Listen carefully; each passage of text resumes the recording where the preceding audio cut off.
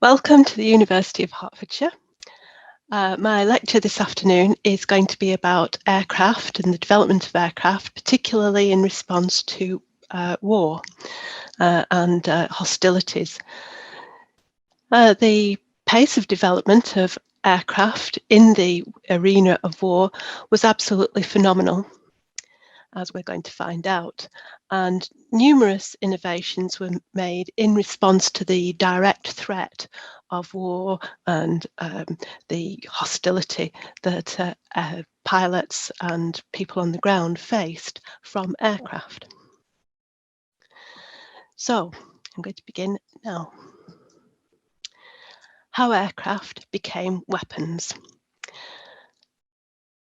My name is Rachel Cunliffe. I should introduce myself. My name is Rachel Cunliffe. I work in the School of Physics, Engineering and Computer Science, and the aerospace programs are delivered by the engineering department. We have a dedicated team of aerospace academics, of which I am one, and I absolutely love aircraft. I think it's a fantastic topic to study and a fantastic way to learn about engineering. So I really hope that you enjoy my lecture this afternoon. So as I said at the beginning, the pace of development of aircraft in response to war was absolutely phenomenal. If you think that the Wright brothers made their inaugural flight in 1903, they flew for 12 seconds in a very flimsy wooden aircraft. And yet just a few years later, in 1912, it was being used in a war. And the first example of an aircraft being used in war was in Libya, when an Italian group of aircraft dropped bombs on Turkish forces who'd invaded Libya.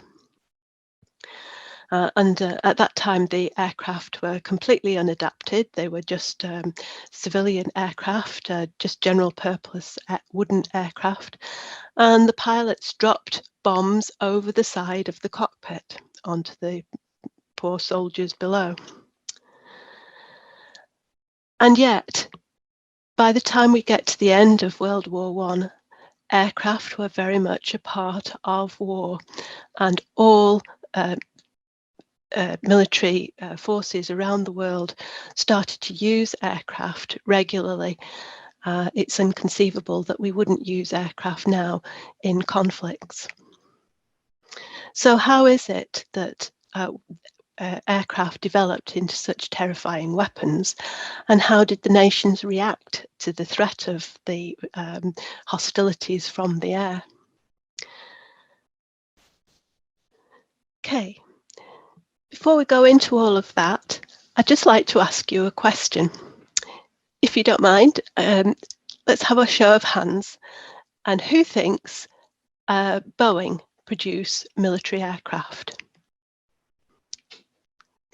Can you give me a thumbs up or a hand or something?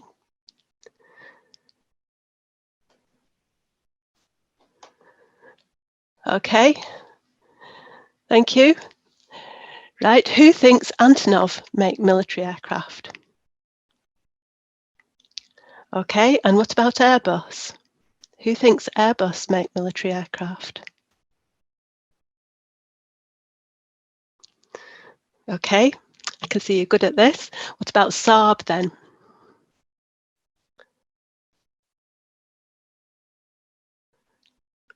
Saab, in fact, they make the Gripen aircraft, which is a fighter aircraft.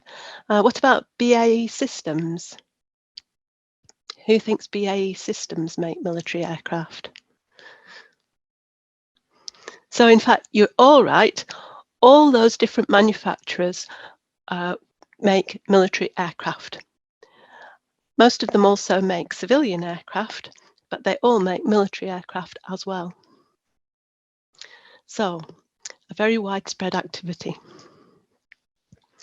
So the Wright brothers started flight in 1903 with a 12-second flight, and just 8 years later, in 1911, not 1912, in 1911, a contingent of Italian aircraft made the first aerial assault on Libya, and they just dropped the bombs over the side of the cockpit. Nowadays, military aircraft are used for all sorts of different types of operations, like reconnaissance, looking to see where the enemy's resources are, where they can use their artillery most effectively. Fighter bombers, which are used for something called ground support. In other words, when troops are on the ground and they need air support to clear the way in front of them, to clear some deadly threat, they will call in the fighter bombers to launch bombs and missiles from the air. Then we've got different aircraft which can be used for medium range bombings, which can destroy infrastructure like communication lines, railway lines, power supplies, lines, and so on. And then you've got the very heavy bombers, which are capable of taking on strategic bombing. And these are political targets, effectively. So I said they're summoned by high command to target economic targets like factories. During the Second World War, the dam busters targeted the dams for the water supply for the production of steel, the Germans' production of steel. So those are what I mean by political targets, things that take out the enemy's capacity to fight back. Then aircraft are also used for marking a target, and that was the job of the pathfinders. They use the best navigators, and they launch something like a flare, for example, to mark the target so that other bombers can come in behind and destroy the target. Nowadays, in the modern arena of war, they would use laser targets. So sometimes they do that from the ground these days. And then all aircraft are involved in protecting home territory. So they would use the fighter aircraft for that purpose as well. So we can see that now aircraft have become very specialised, and it's an entire industry that's been developed to produce not just the aircraft, but also the ballistics and the avionics. That means the electronic equipment inside the aircraft, the navigation equipment, the communication equipment, surveillance technology, high intensity cameras, and so on and so on. So the cost of the development of military aircraft has become absolutely huge. So if we go back to the Wright brothers, here they are with their very earliest aircraft at Kitty Hawk, and they demonstrated the military flyer. They developed the Kitty Hawk into an aircraft that they felt that the army would be able to use for reconnaissance. So here they are demonstrating the aircraft. Why? You have duty. Hello? Oh, sorry.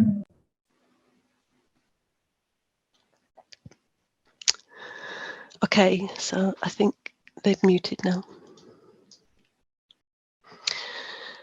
So here they are demonstrating their aircraft to the American Army, and they bought just one or two of these aircraft, but initially they couldn't really see a use for it. They didn't think it would be very useful, so they pulled back from buying any more. But by the time we get to 1911, when the Italians were dropping the bombs on the Libyans and the Turks in Libya, European armies were looking at aircraft very seriously indeed. And I've taken these images from the film Aces High.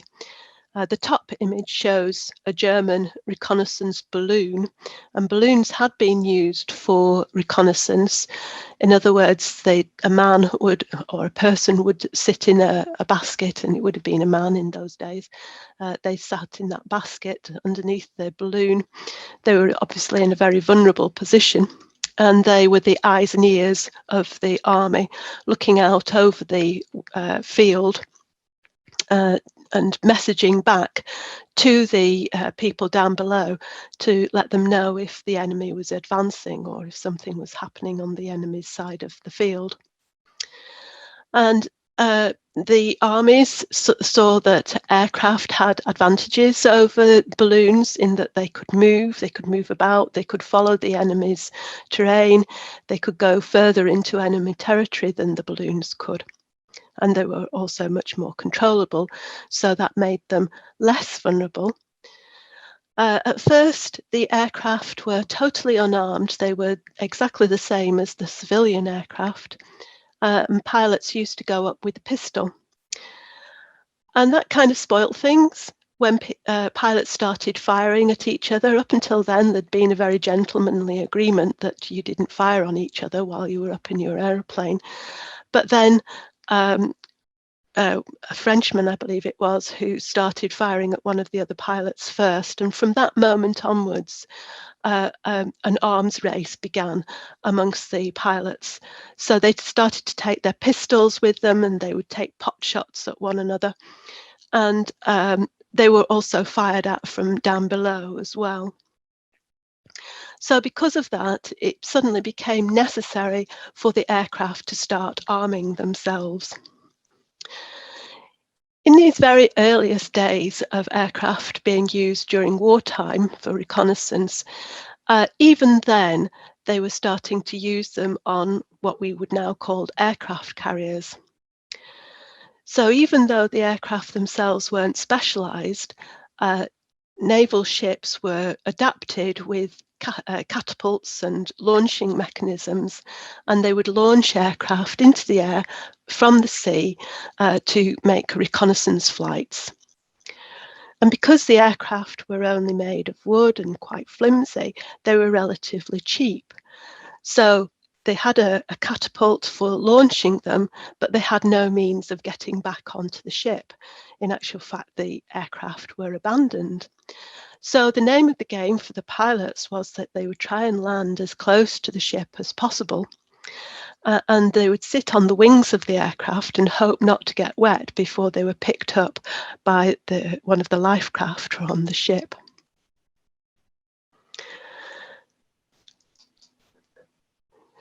So as we move on through the First World War, they gradually became more and more specialised.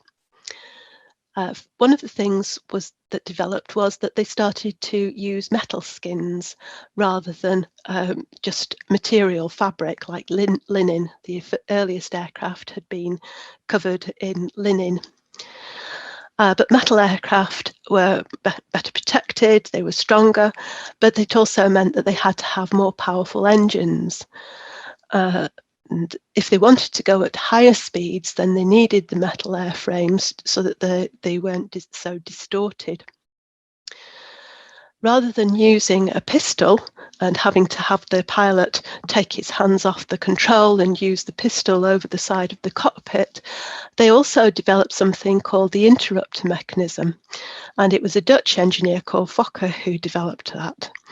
He initially offered it to the British, and the British didn't want anything from the Dutch. They wanted to develop their own. They were quite snooty about it. And so Fokker went to the Germans. And so unfortunately, the Germans got the interrupter mechanism first. And what that did was it fired the gun forwards through the propellers. Now, just imagine if you were trying to fire your pistol through the propellers. First of all, if you hit the propellers, then there was a danger that the bullets would ricochet back towards you and kill you instead of your enemy. So they needed the interrupter mechanism to fire forwards through the propellers, through the gaps between the propellers. And so this is what the interrupter mechanism did. It linked the movement of the propeller with the gun and got the timing exact so that the bullets went out in between the propeller blades. Now, there are all sorts of people who are making aircraft in Britain at that time, like the Short brothers, who set up in Northern Ireland, and Frederick Handley Page, who set up around about London. And the government initially wanted the manufacture of aircraft to be a state monopoly for military purposes, but they also realised that they had to have competition between manufacturers, that they were going to be too exploited if the aircraft were made by the government, effectively, if the government is effectively the only customer for these aircraft. And the other problem with governments owning things is the amount of red tape that they tend to produce. So the government realised that they had to allow competition between different aircraft manufacturers. And so lots of different manufacturers developed as aircraft manufacturers during that time. One of the most popular aircraft during the First World War was the de Havilland DH-2 bomber. So that's the one that's shown at the bottom of the screen there, this one here. That's DH-2, standing for de Havilland. And de Havilland, he actually borrowed some money off a great aunt in the first instance to make his first aircraft. He had a passion for engineering and he loved motorbikes, but he had a go at making his own aircraft. He was very much into aircraft. And he went on then from having made his own aircraft to designing other aircraft at Farnborough for the War Ministry.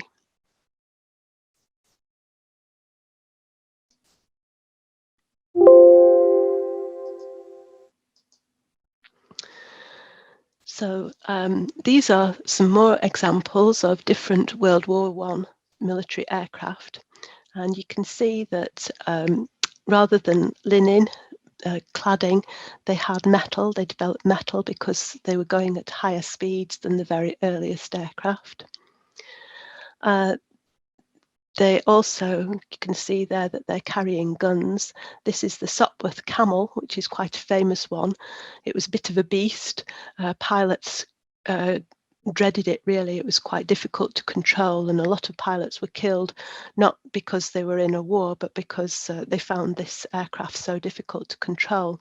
But you can see the machine gun mounted on top of the aircraft there, which would fire out between the propellers.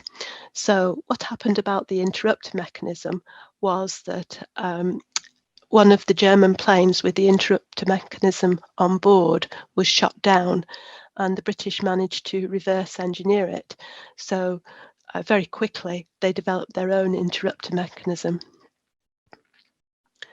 A number of other developments existed as well. So, for example, there were biplanes.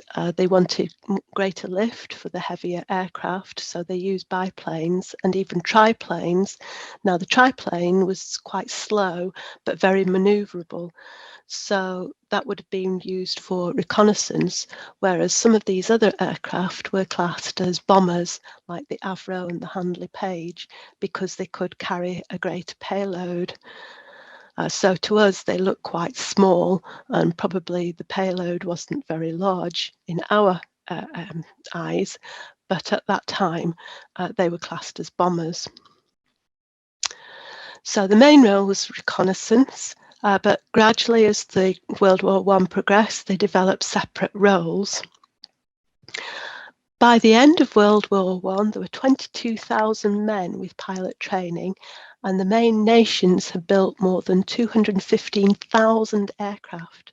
So a phenomenal amount of resources was poured into developing aircraft.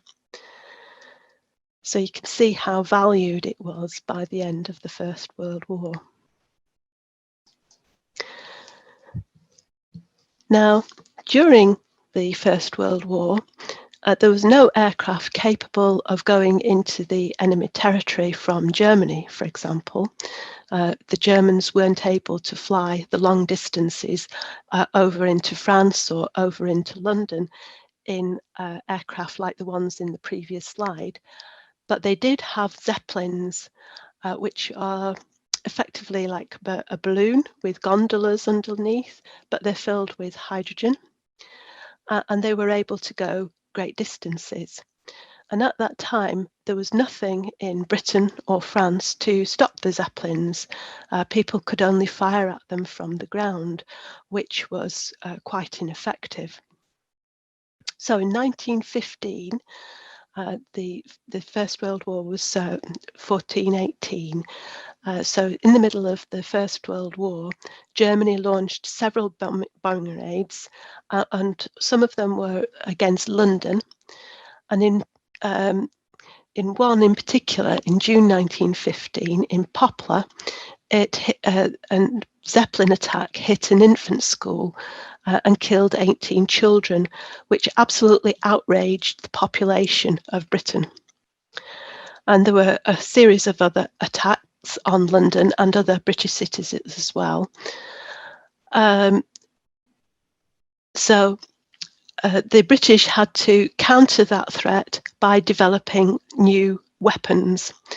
And what they did to destroy the Zeppelins was that they developed incendiary bullets.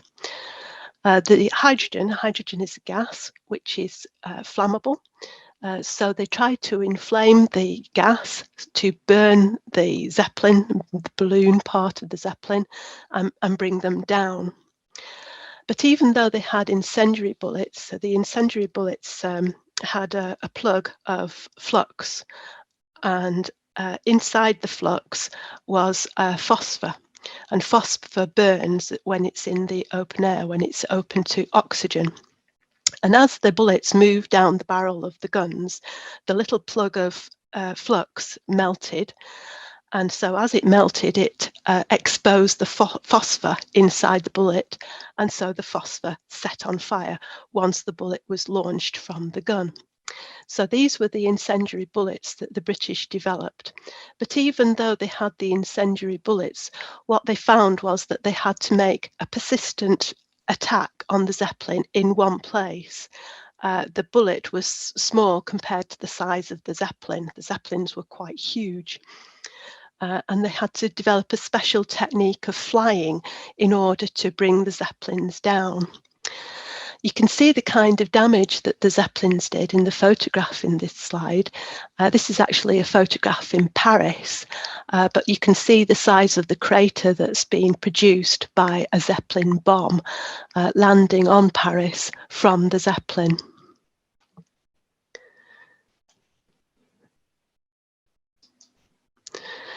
So here we have, in this slide, we've got a map of London. London's within the M25 round there. Okay. Then we've got Poplar, where the attack on the infant school was. And the Zeppelins moved from Poplar further north into Cuffley. They'd actually attacked Enfield as well. They'd been dropping a lot of bombs on Enfield.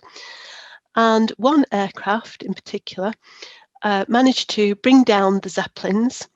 And he actually got underneath the Zeppelin and went upwards in his aircraft and fired his gun persistently. And they intermingled the bullets so that they had an incendiary bullet and an explosive bullet that ripped the fabric containing the hydrogen on the Zeppelin, and they interleaved the two different types of bullet. So one ripped a hole in the covering and the other one set fire to the hydrogen. And by making a persistent attack on the Zeppelin like that, one aircraft in particular managed to bring down the Zeppelin. And once they'd done that, the secret was out. They told all the other pilots how to bring the Zeppelin down. And effectively, the Zeppelin was no longer useful as a weapon because the British became so effective at bringing them all down. So here we have Cuffley, which is a very pretty little village near to Hatfield, where the first Zeppelin was brought down.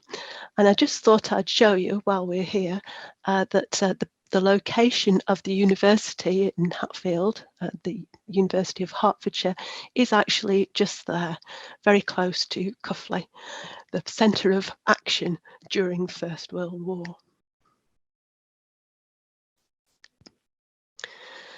So what was the effect of all this activity on people as a result of the threat that they'd face from the Zeppelins and the development of the aircraft? Well, in France and Germany, first of all, they saw flying as an integral part of military operations. So they incorporated aircraft with their armies and their navies. Whereas in Britain, we had a separate fighting force, which was initially called the Royal Flying Corps, and that was formed in 1912. Now, as a result of the Zeppelin attacks on British cities, people were absolutely horrified. This was the first time that wars had been brought to the general population and they'd been attacked in their own homes. Never before had that happened. In previous wars, the army had always marched off to a field to attack their enemies in some distant place, well away from people's homes, and then come back, and they dealt with the aftermath of that when they got their armies back home again. But this time, the war had come right to their own homes, and people were horrified by that. And there was a lot of change of attitude towards war as a result of that. Now, there's a very famous author called H.G. Wells. He's written a number of books that you might have read, like The Time Machine and War of the Worlds. But one in particular that he wrote was The War in the Air, and that was as a direct consequence of the Zeppelin attacks. And he envisaged a time when people were so panic-stricken by the Zeppelin attacks and being bombed from the air that they couldn't continue to do their job. And they imagined that war could be fought uniquely by flying vehicles like Zeppelins and aircraft, and that you could drop bombs on your enemies in their own homes and they would capitulate. They would panic and capitulate, and governments wouldn't be able to govern and people wouldn't be able to do their jobs. And so it raised the question of, well, do you need an army? Do you need a navy? All we need to do is send bomber aircraft over into our enemy's territory, and we could win a war like that. So that raised a different kind of thinking about how aircraft could be used. And Bomber Harris, Sir Arthur Harris, who was the head of the Royal Air Force during the Second World War, his mindset and attitude towards aircraft was very much influenced by the thinking at that time, as we'll see later.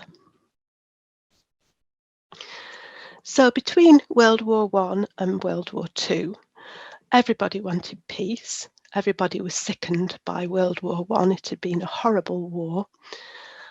Also, during that time, America had become very rich. It had gone through a boom period, and it had invested heavily in Germany, actually. Then in October 1929, there was a great crash, similar to the banking crash that we saw in 2007. And this caused a significant depression and hardship for people. And it caused Hitler to come to power. Suddenly, a new type of thinking in Germany developed, and Hitler came to power. And he found that people were very keen to lift themselves up out of the hardship that they just endured because of the crash and the disruption to the economy. The British were also very reluctant to invest in weapons. They wanted to improve people's lives. They wanted to spend the money on economic recovery and welfare. And people who were concerned about the buildup of arms and the way Hitler was building up the German engineering and war machines were very alarmed and tried to wake Britain up to the risk of another war with Germany. They were accused of trying to return to the bloodstained tragedy of 1914.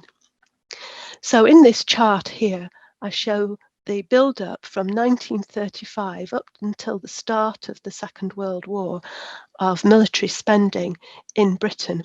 And you can see how it stayed very steady right up until 1937, quite a long time after Hitler had come to power.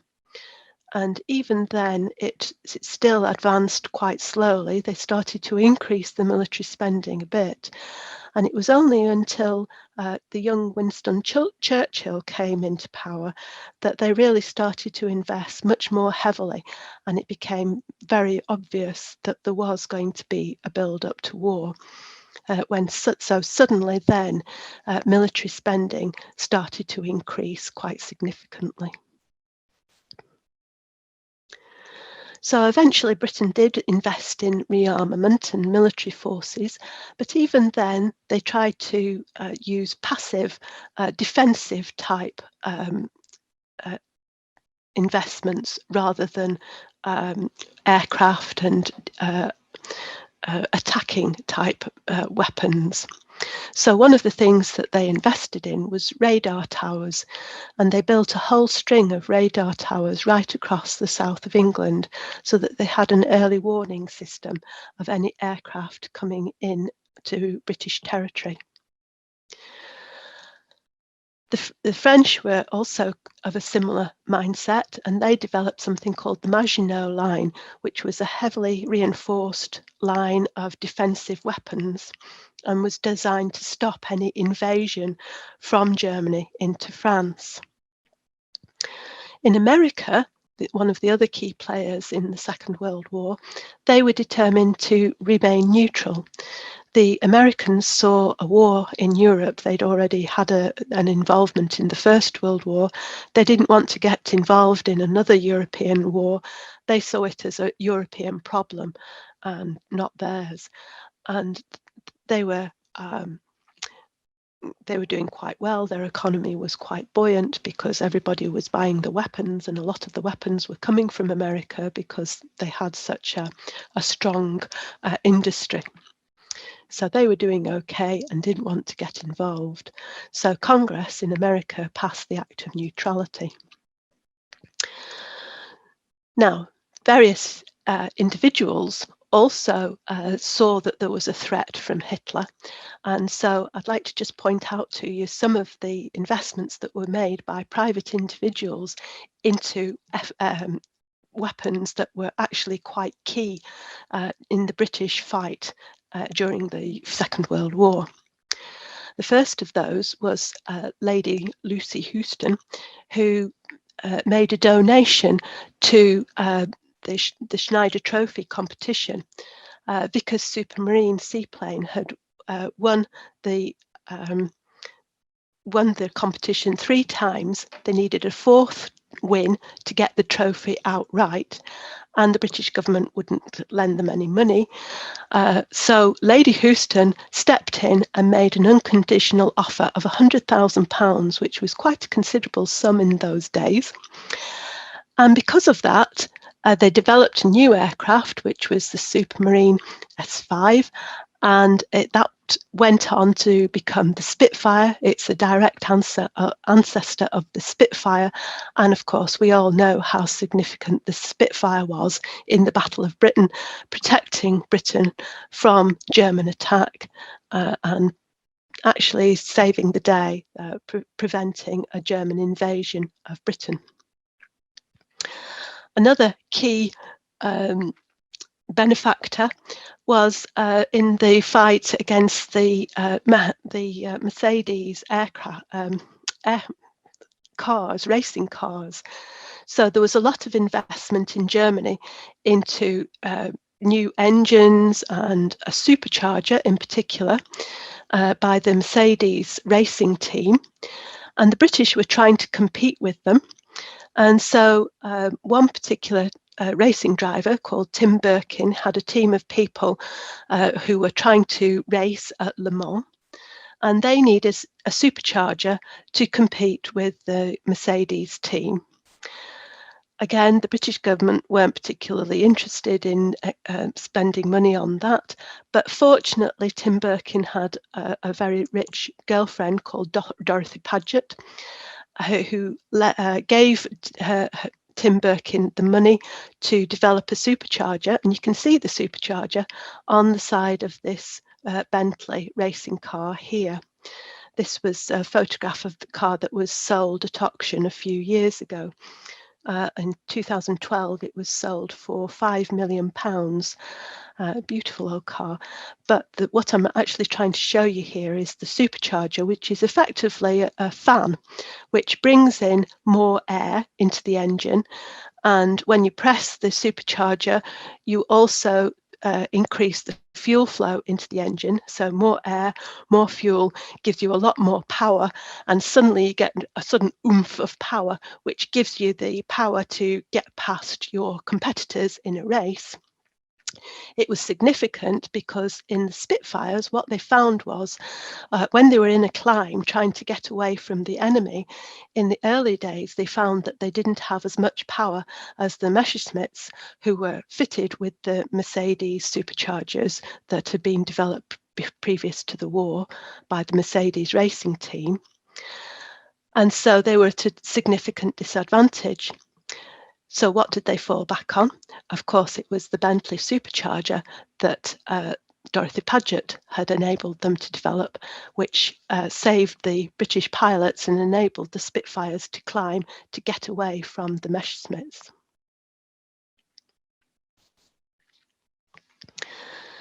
So the British policy during the World War II was that they were going to invest in heavy bombers. And this was a direct result of the Zeppelin attacks on London that we've discussed previously, that war could be won by bombing campaigns alone.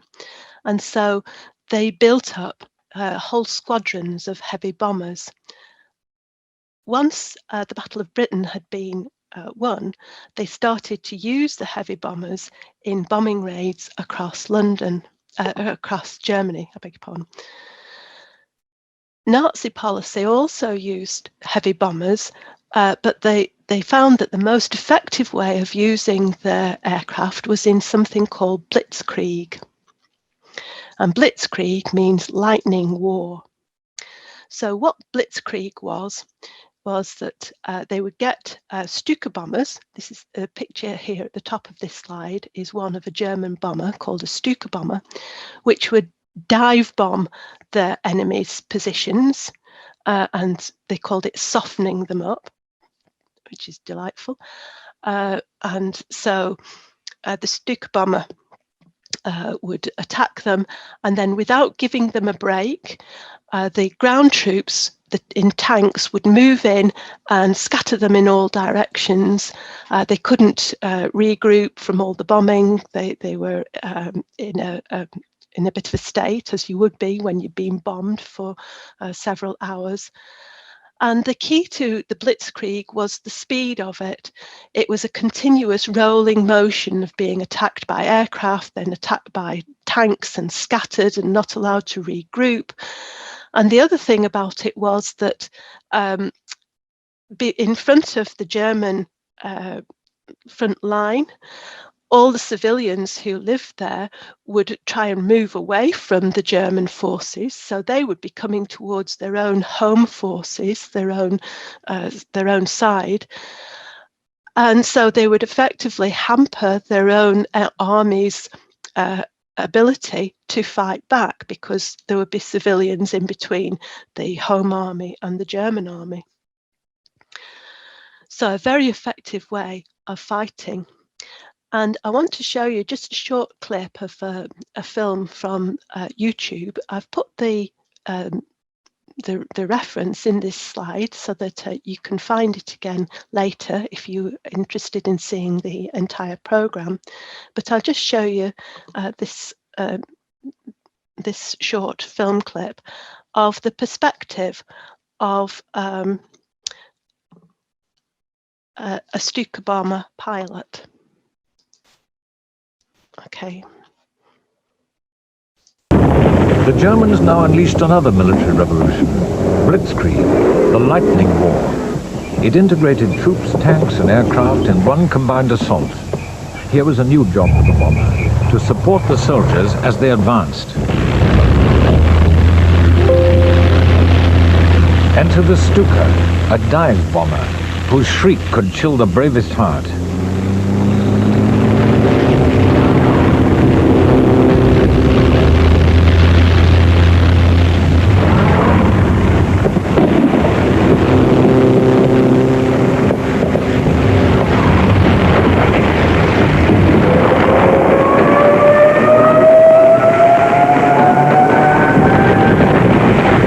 And in the Blitz War, troops must be moving. And the armed spearheads, if they run into an obstacle which they couldn't overcome, then the Air Force had to send a squadron or a group of Stukas.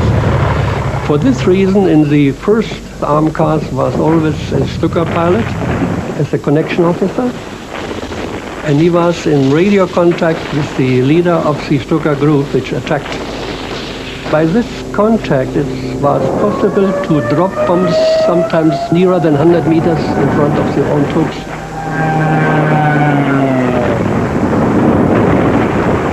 I think you have to be cool to do it. And if you cannot be cool under these conditions, you might be a nice fellow, a good pilot otherwise, but not for this special job.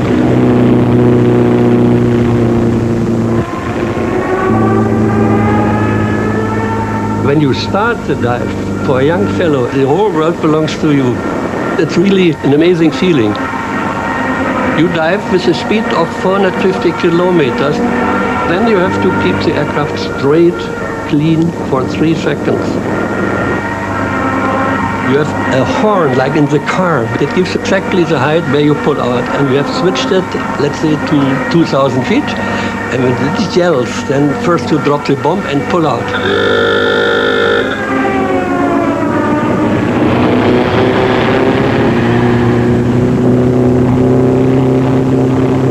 As you are level, of course, you apply full power because now you run for life. Okay. So that was the Stuka bombers, which was used in Blitzkrieg. And as he said there, it was also fitted with a horn, which frayed people's nerves and made them feel very frightened. So huge numbers of people were killed by the Blitz across Britain, 44,652. And one of the heaviest nights of bombing was on December 29th in 1940. The German aircraft navigated into London using the Thames River.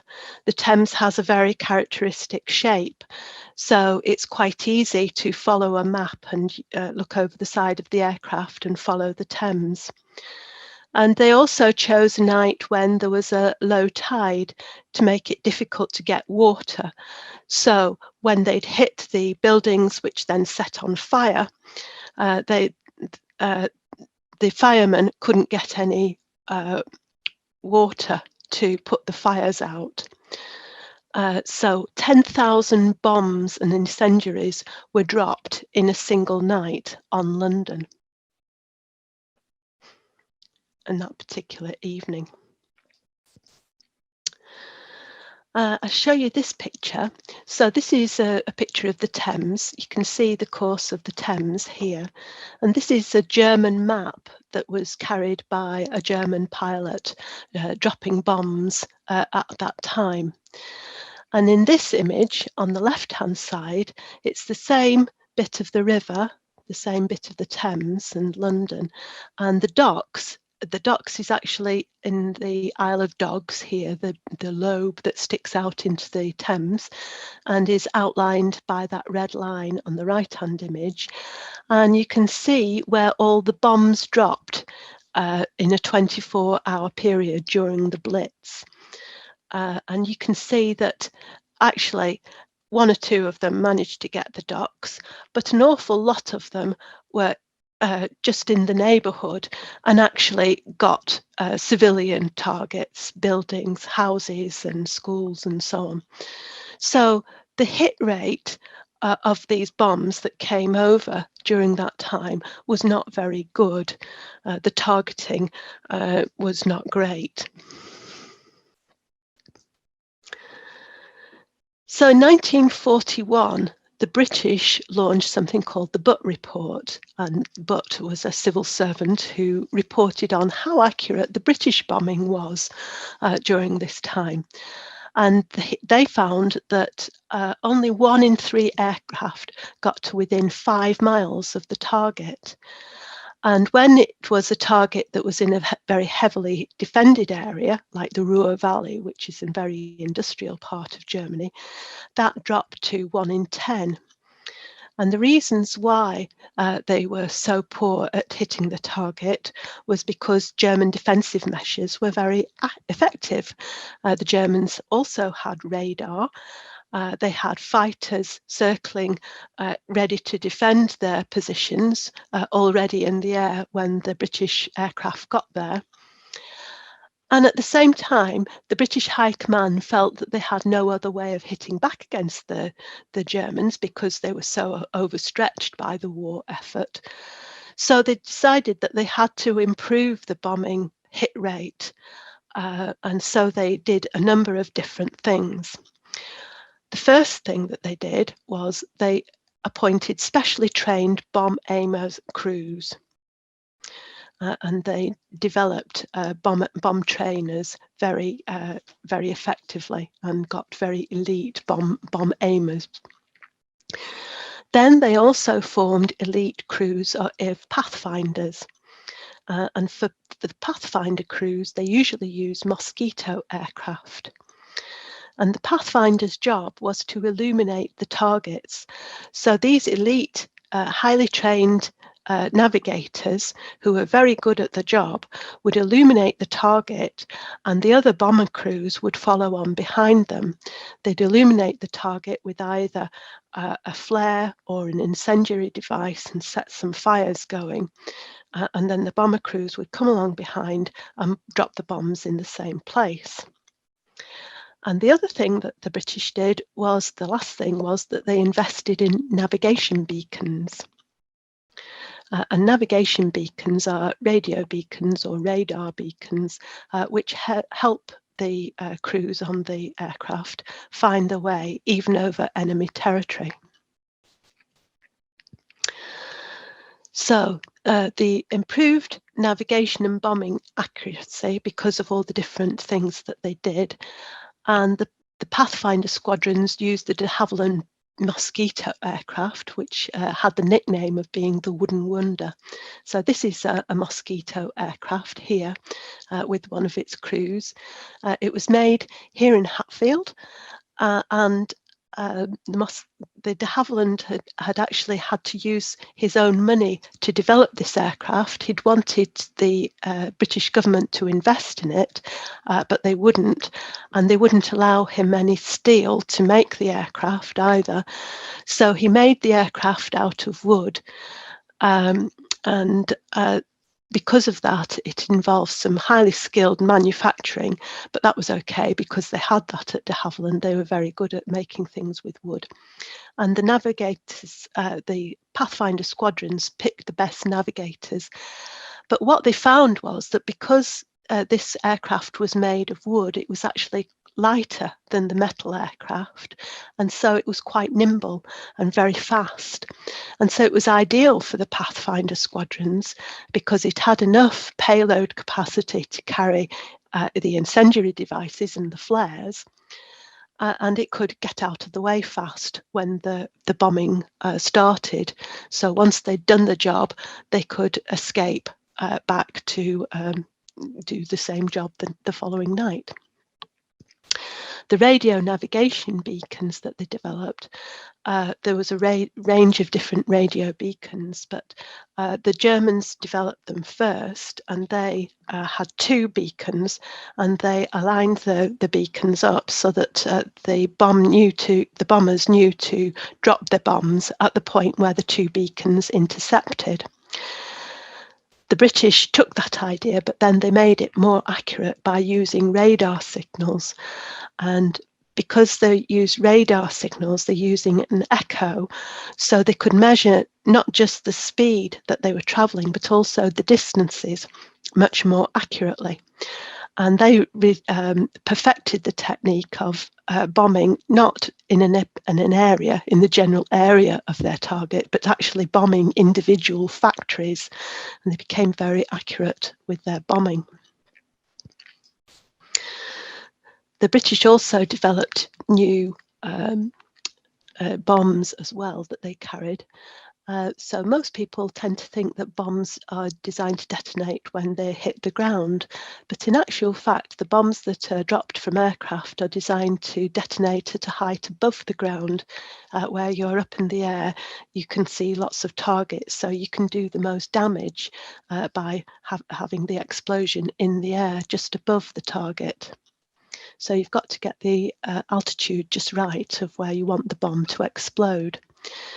And most of the damage is caused by the initial shock wave hitting the infrastructure, the buildings and so on. But then a lot of secondary damage is caused by shrapnel and flying debris, bits of brick and so on. Also what the British did was that they developed large heavy bombs called cookies. They call them cookies. And these were large bombs that did a lot of damage to the infrastructure, like blowing the roof off the factories. Once the wood inside the building was exposed, they would then drop incendiary bombs, and that would set fire to everything and completely destroy it, so that the factory was completely out of action. So how successful was the heavy bombing strategy? Well, initially, they thought that people would panic and a nation could be made to capitulate just by bombing from the air. But in actual fact, they found that people are much more resilient than that when they know that their lives are at stake and their very way of life is being threatened, they will find the strength to fight back to the bitter end. And in Germany, for example, even amongst rubble like the ones in this image here, there was evidence of people setting up trestle tables and making bullets to fight back, even towards the end of the Second World War. There was a considerable casualty list as a result of all the bombing. In the Western Allies killed more than 800,000 civilians, including French and Italians. So a horrific loss of life. And also the airmen themselves took a heavy toll. 120,000 American and British airmen lost their lives, and the aircraft themselves had been destroyed. And yet, compared to the overall effort that was being made to fight during the Second World War, it absorbed just 7% of the overall British war effort. So in actual fact, to do that level of damage, the cost to Britain was not so significant.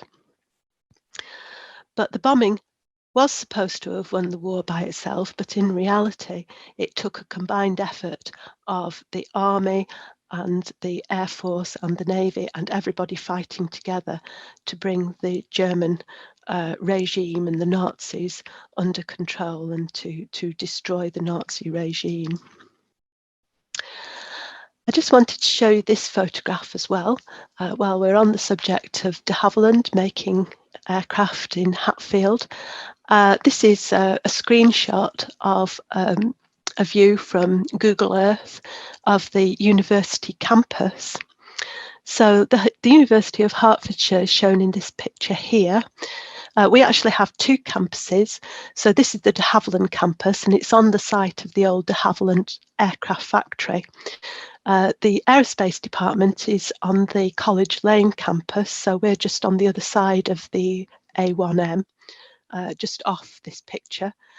Literally as the crow flies, it's about over here, okay? But this is the de Havilland campus, and I found an old image of the old de Havilland factory.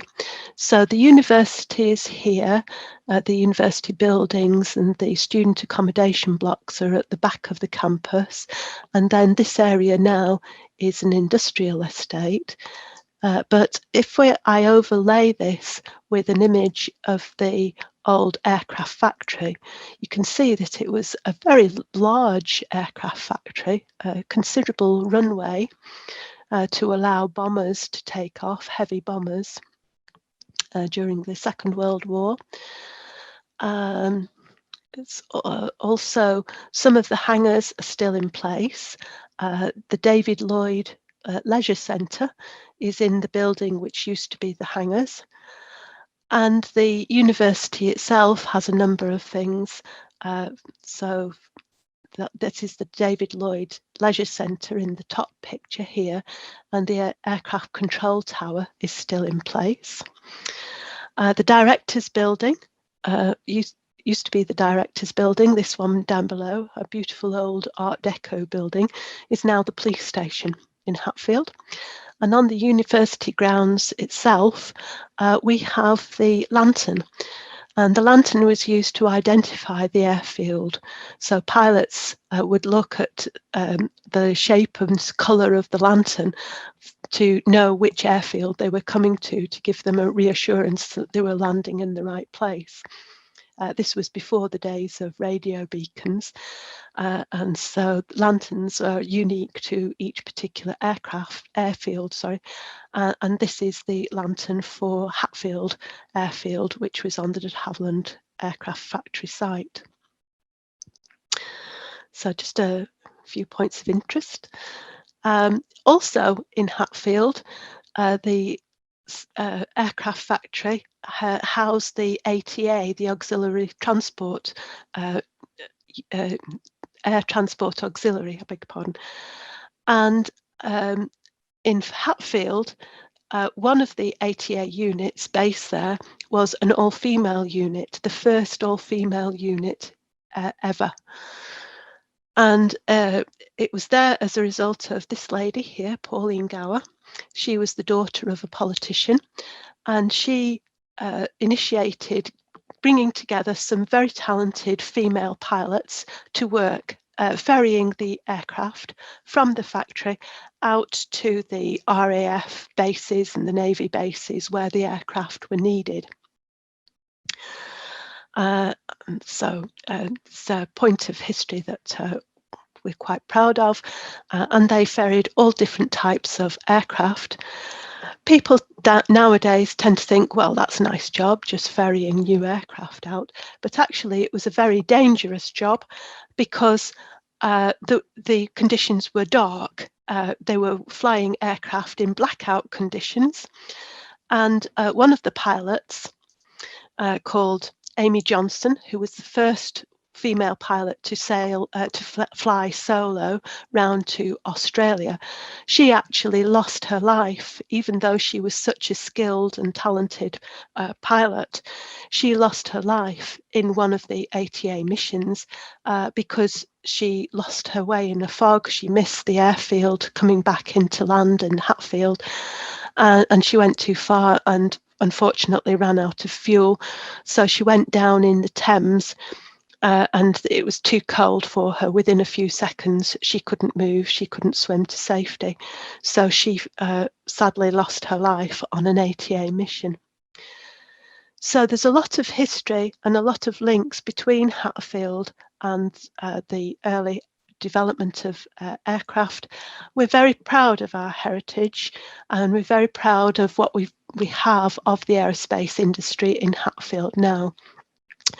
After de Havilland's left, the aircraft factory went into ownership by BAE Systems, and they left